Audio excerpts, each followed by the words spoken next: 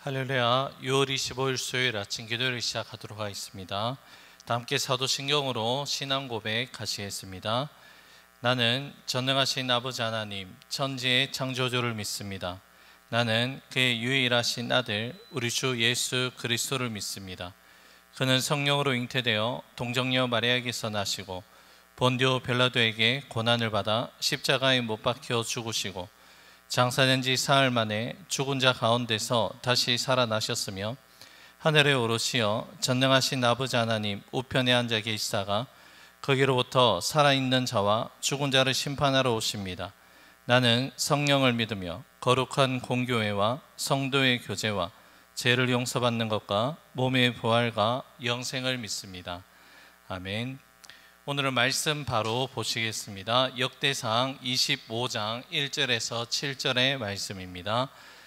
역대상 25장 1절에서 7절의 말씀 한 절씩 나누어서 교독하시고 마지막 7절의 말씀은 한 목소리로 함께 읽도록 하겠습니다. 다윗이 군대 지휘관들과 더불어 아삭과 헤만과 여도둔의 자손 중에서 구별하여 섬기게 하되 수금과 비파와 재금을 잡아 신령한 노래를 하게 하였으니 그 직무대로 일하는 자의 수요는 이러하니라.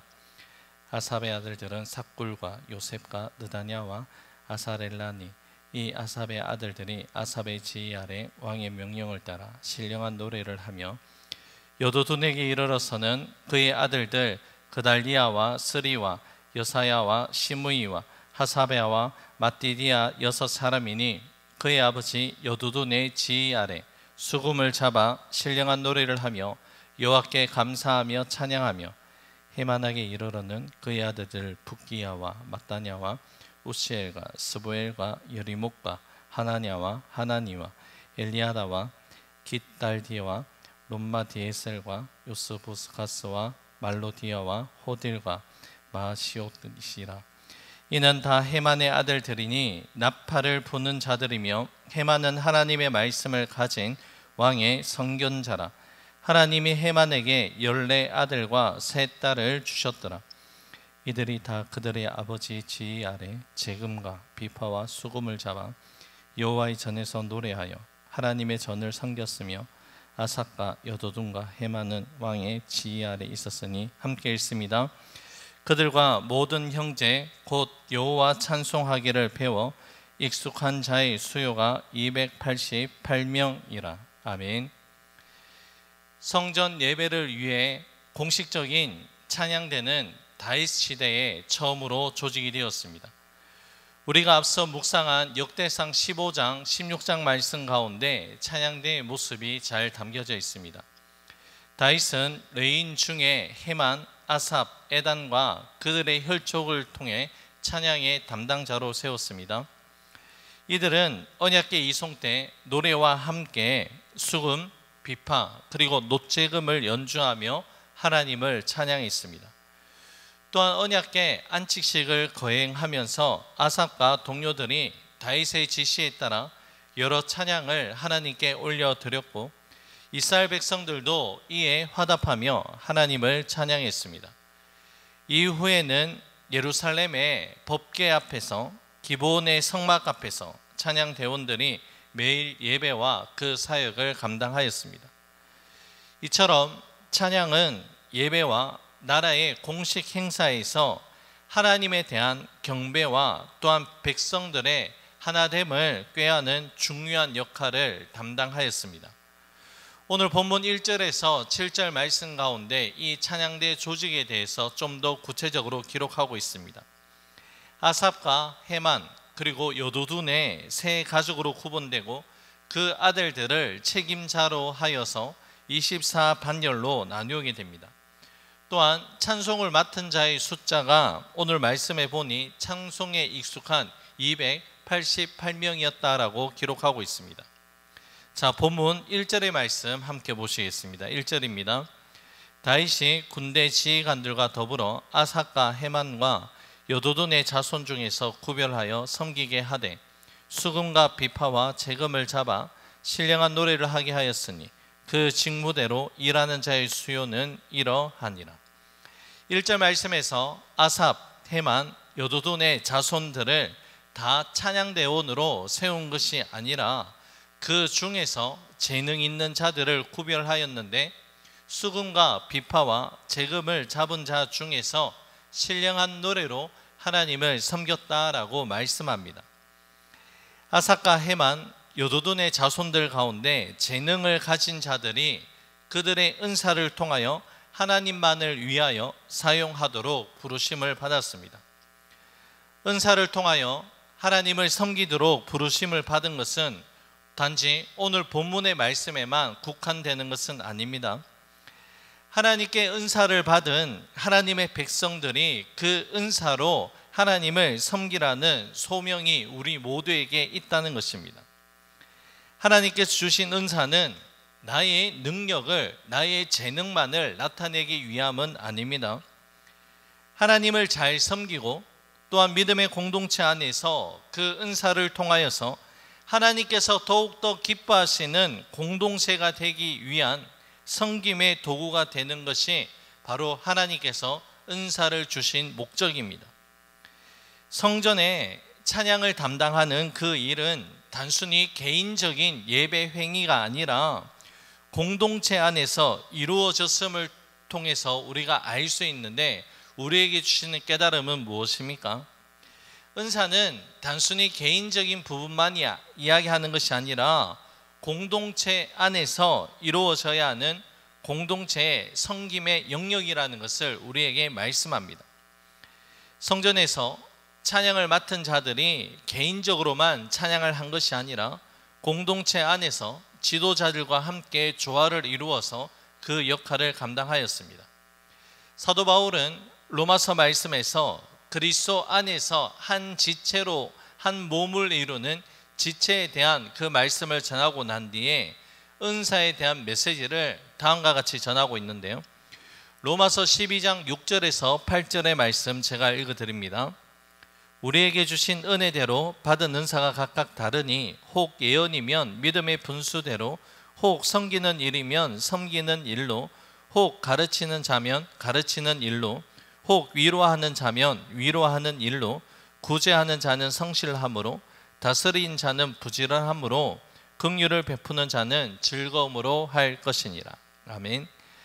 그리스도의 몸된 교회를 섬기는 데 있어서 하나님께서 각 지체에게 은사를 주셨다는 것은 그 은사를 통하여서 하나님을 더욱더 잘 섬기고 공동체의 지체를 잘 섬기라는 그 소명을 받은 것이라고 사도 바울은 전하고 있습니다. 자신을 드러내고 자신의 욕심이나 채우는 데 쓰라고 은사를 주신 것은 아니라는 것이죠. 따라서 은사를 받은 우리들도 언제나 그 은사를 통하여서 하나님을 섬기는 그 마음으로 공동체 안에 지체를 또한 잘 섬길 수 있는 확실한 확고한 소명감을 우리는 가져야 할 줄로 압니다. 만약 하나님께로부터 우리가 은사를 받았음에도 불구하고 그 은사를 공동체 안에서 그 역할들을 잘 감당하지 않는다면 그것은 어찌 보면 하나님 부르심을 거절하고 자신에게 맡겨진 그 책임을 게을리하고 어리석은 악한 일의 모습이라 할 수 있을 것입니다. 저와 여러분들에게 주신 하나님의 은사가 있습니까? 그 은사가 무엇입니까? 나를 드러내고 우월감을 나타내기 위한 은사의 나타냄, 활용이 아니라 하나님께서 우리에게 은사를 허락하신 분명한 이유가 있다는 것을 깨닫고 그 은사를 개인의 삶뿐만이 아니라 믿음의 공동체 안에서 선하게 사용하는 착하고 충성된 하나님의 백성들 되시기를 간절히 바랍니다. 오늘 본문에서 우리가 또한 눈여겨보아야 하는 말씀이 있습니다. 1절 말씀에서 찬양을 신령한 노래라고 그렇게 표현하고 있습니다. 우리가 가진 개역개정 성경, 그 성경에 반갈로 1로 해서 각주 처리를 해 놓았는데요, 성경책 하단에 그 설명을 보면 히브리어로 예언을 뜻한다라고 그렇게 표기가 되어 있습니다. 성전에서 드려지는 그 노래가 단순한 노래가 아니라 신령한 노래인데 그 신령한 노래는 예언적인 의미가 담겨져 있다라는 것을 뜻합니다.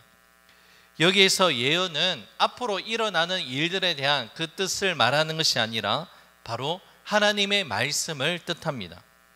예언자, 선견자가 하나님의 말씀을 대언하는 그 역할을 하듯이 찬양도 단순한 음악이 아니라 성령의 감동 아래 하나님의 말씀을 선포하는 예언적 사역이라는 것을 그 의미가 중요한 의미가 담겨져 있습니다. 예언과 찬양이 직접적으로 연결된 사례도 성경 곳곳에서 우리는 발견할 수 있습니다. 사무엘상 10장 말씀에는 선지자 무리가 악기를 연주하며 예언하는 일이 기록되어 있습니다. 그리고 열왕기야 3장 말씀에 보면 엘리사가 수금의 연주 속에서 하나님의 계시를 받고 하나님의 계시를 전한 사건이 기록되어 있습니다. 그리고 가장 찬양과 예언 사역이 동시적으로 이루어진 사건이 무엇입니까? 출애굽을 한 이스라엘 백성들이 홍해를 건너고 난 뒤에 하나님께 올려드린 찬양의 고백 가운데는 하나님의 행하신 놀라운 일들에 대한 예언적 선포와 믿음의 고백이 그 가운데 담겨져 있음을 우리는 발견하게 됩니다.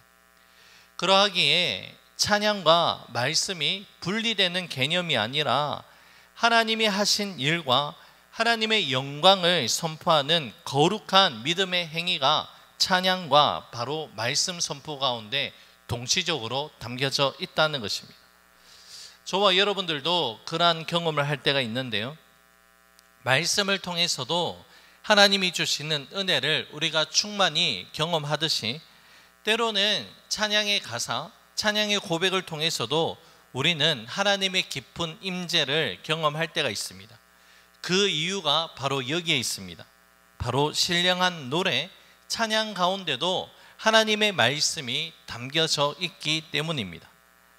찬양은 하나님의 영광을 선포한 일이며 동시에 우리 자신에게 그리고 우리와 함께하는 자들에게 하나님 말씀을 선포하는 놀라운 일이라는 것을 기억할 수 있는 우리가 되기를 소망합니다. 자, 이제 오늘의 말씀을 맺고자 합니다. 우리 각자에게 주신 하나님의 은사, 달란트가 있습니까? 그 은사, 그 달란트를 땅에 묻어둔 어리석은 종의 모습이 아니라 우리 각자 자리에서 최선의 섬김을 통하여서 하나님께 먼저 영광 올려드리시고 공동체 안에서도 선한 영향력을 끼칠 수 있는 저와 여러분들 될 수 있기를 간절히 소망합니다. 그리고 우리의 눈은 언제나 하나님의 말씀을 바라보고 우리의 입술과 우리의 마음은 신령한 노래로 하나님을 찬양하는 믿음의 삶을 살아갈 수 있는 우리 모두가 될 수 있기를 주님의 이름으로 간절히 축복합니다. 기도하겠습니다. 고맙고 감사하신 사랑의 주님, 우리 각자에게 허락하신 달란트, 은사를 믿음의 공동체 안에서 선하게 사용함으로 말미암아 하나님께서 허락하신 이유와 목적, 우리에게 허락하신 달란트를 주신 이유와 목적을 분명히 잘 깨닫고 섬김의 모습으로 선한 영향력을 끼칠 수 있는 우리 모두가 될 수 있도록 은혜를 다하여 주시옵소서. 또한 하나님, 우리의 매 순간순간마다 신령한 노래, 찬양 가운데 하나님의 영광과 말씀의 선포가 있다는 것을 기억하고 우리의 입술의 고백을 신령한 노래로 채워나갈 수 있는 우리 모두가 될 수 있도록 역사하여 주옵소서. 모든 것 주님께 감사드리며 예수님 이름으로 기도 올려드립니다. 아멘. 하늘에 계신 우리 아버지, 아버지의 이름을 거룩하게 하시며 아버지의 나라가 오게 하시며 아버지의 뜻이 하늘에서와 같이 땅에서도 이루어지게 하소서. 오늘 우리에게 일용할 양식을 주시고 우리가 우리에게 잘못한 사람을 용서하여 준 것 같이 우리 죄를 용서하여 주시고 우리를 시험에 빠지지 않게 하시고 악에서 구하소서. 나라와 권능과 영광이 영원히 아버지의 것입니다. 아멘. 개인적으로 기도하는 시간을 가지도록 하겠습니다.